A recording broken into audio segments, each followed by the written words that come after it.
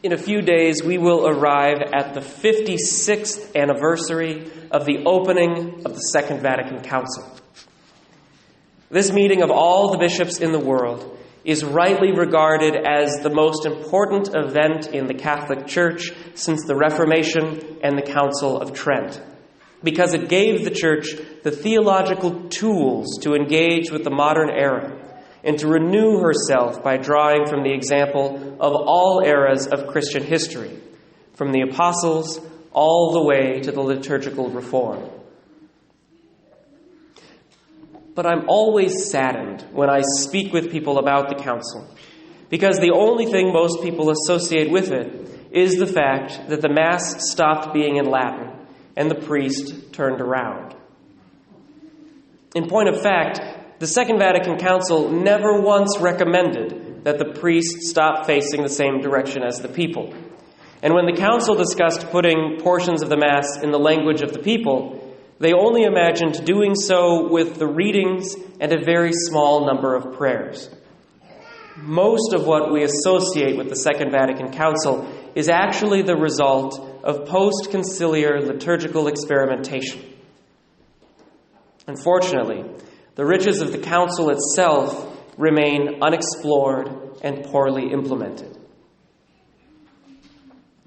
After extensive study of the documents of the Second Vatican Council during my time in seminary, I came to the conclusion that the greatest gift the Council gave the Church was its rediscovery of the dignity of baptism.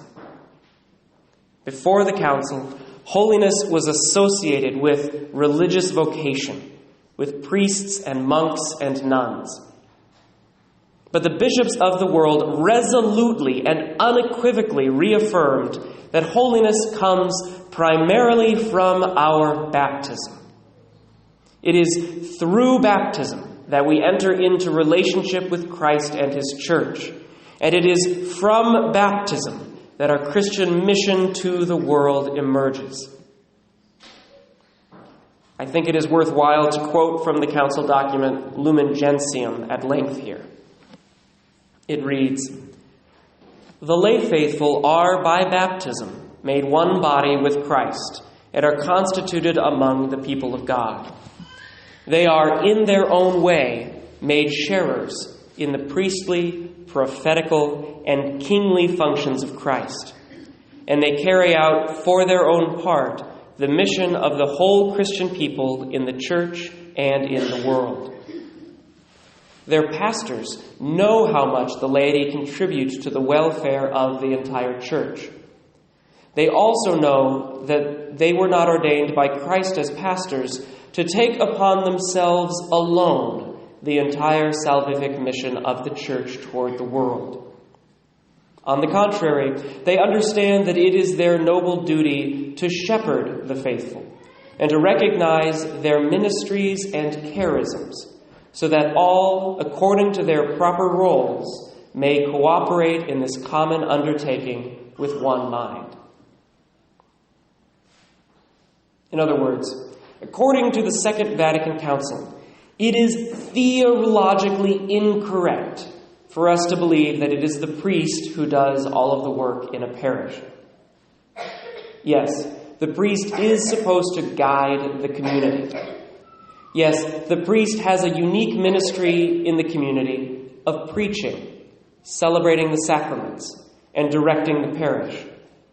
But the full mission of the Church is carried out by every single baptized person, each in his or her own way.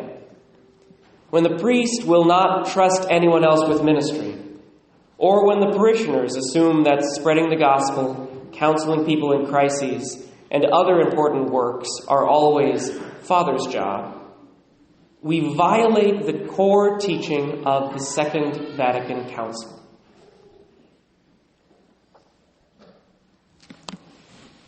I say all of this because it relates to Moses' line from our first reading.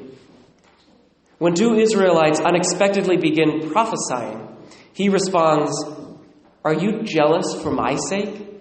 Would that all the people of the Lord were prophets. Would that the Lord might bestow His Spirit on them all." My brothers and sisters in Christ, this prayer is my prayer. The deepest desire of my priestly heart is that every single one of my parishioners would be a disciple who follows Jesus above all things and carries out the mission of the church in his or her daily life. And it is for this reason that I absolutely believe that every single one of our parishioners must have a ministry. Many already do. Some perform acts of social justice, like visiting jails or helping with the food bank or participating in 40 Days for Life in front of Planned Parenthood. Others teach faith formation or help with youth ministry or assist with baptismal preparation. And still others serve the parish by maintaining the landscaping or helping with big events or counting the collection each week or participating in liturgical ministries.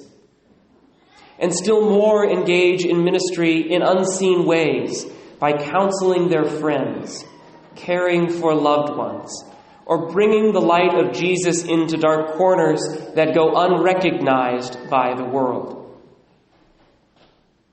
In each case, these Christians have found a way to live out their baptism by participating in their own way in the mission of the church.